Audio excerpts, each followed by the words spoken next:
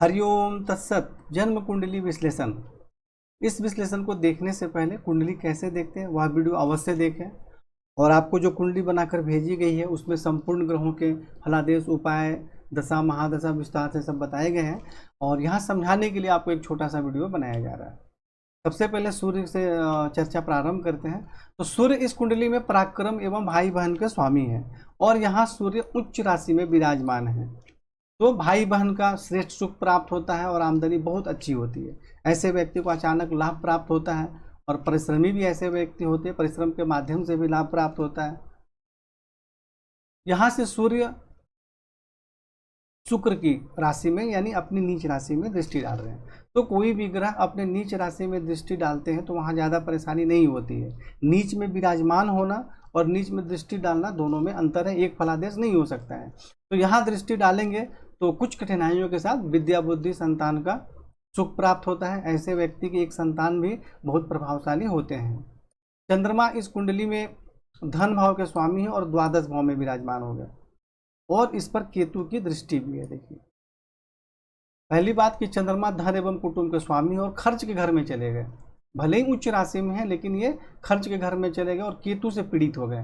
तो क्या होगा, धन एवं कुटुंब के सुख में परेशानी होगी, धन का संग्रह सही प्रकार से नहीं होगा और कई प्रकार के फिजूल खर्च के कारण भी मानसिक परेशानी बनेगी। आंखों से संबंधित भी बीमारी होने की संभावना रहती है।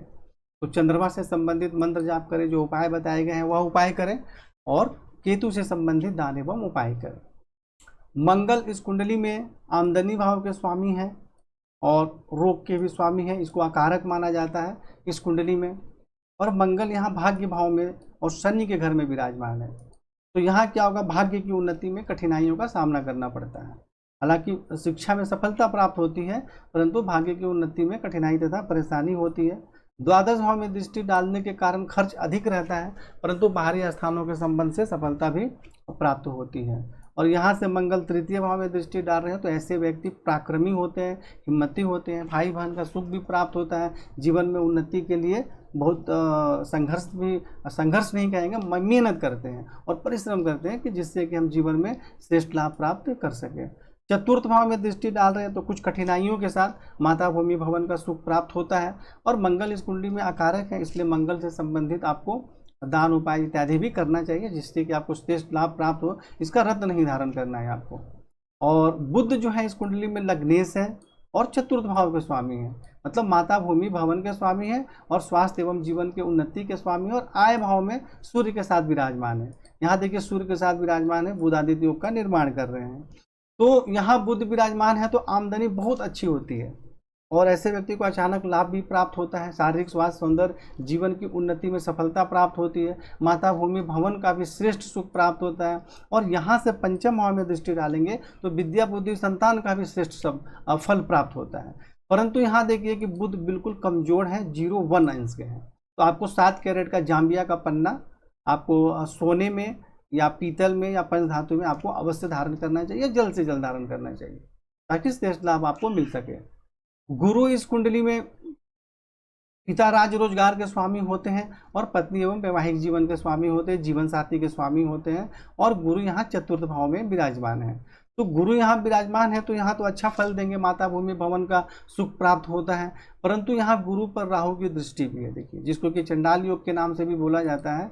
तो यहाँ तो गुरु अकेले तो अच्छा लाभ दे रहे थे परंतु राहु की दृष्टि हो गई इस पर, तो जिसके कारण क्या हो गया, माता भूमि भवन के सुख में परेशानी होगी।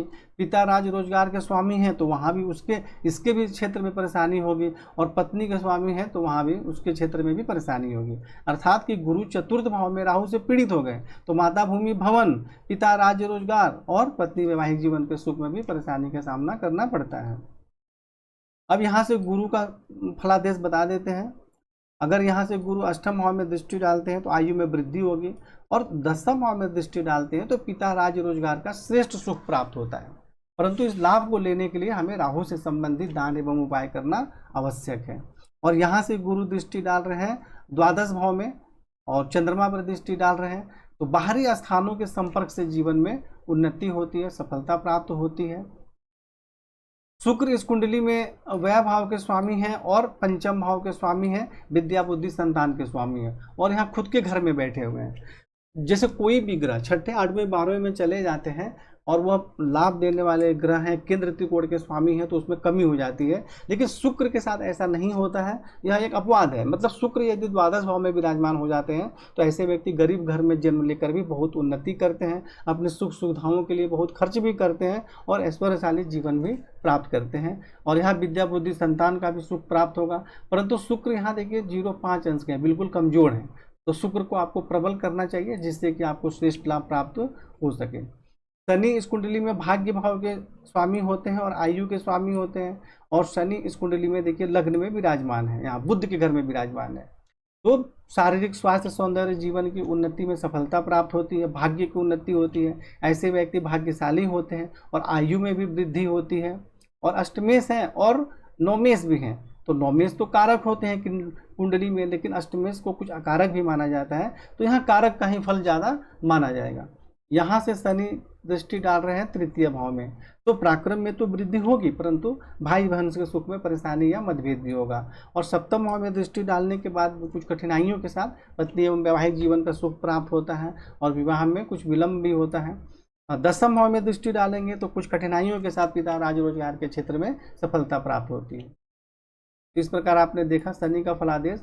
राहु यहाँ पिता राज रोजगार के क्षेत्र में कठिनाई एवं परेशानी करते हैं, उसमें रोजगार के क्षेत्र में या व्यवसाय में बहुत ही कठिनाइयों का सामना भी करना पड़ता है और पिता से मतभेद भी होता है। यहाँ से राहु दृष्टि डालते हैं द्वितीय भाव में, तो धन एवं कुटुंब के सुख में कठिनाई एवं परेशानी होती है, कुटुंब से मतभेद होता है, धन का संग्रह ठीक से नहीं होता है। और चतुर्थ भाव में अगर अकेले राहु दृष्टि डालते हैं तो माता भूमि भवन का श्रेष्ठ लाभ प्राप्त होता है। लेकिन चतुर्थ भाव में गुरु पर दृष्टि डाल दिए तब यहाँ प्रदेश बदल जाएगा और माता भूमि भवन के सुख में परेशानी का योग बन जाएगा। यहाँ से राहु देख रहे हैं षष्ठ भाव में, तो रोग एवं शत्रु पर तो प्रभाव रहेगा, लेकिन पेट में किसी प्रकार की बीमारी भी होने की संभावना रहेगी। केतु यहाँ पर माता भूमि भवन के सुख में कठिनाई एवं परेशानी होगी। अष्टम भाव में दृष्टि डालने के कारण स्वास्थ्य एवं आयु के संबंध में परेशानी होगी, पेट के सबसे निचले भाग में किसी प्रकार की बीमारी होने की संभावना रहती है।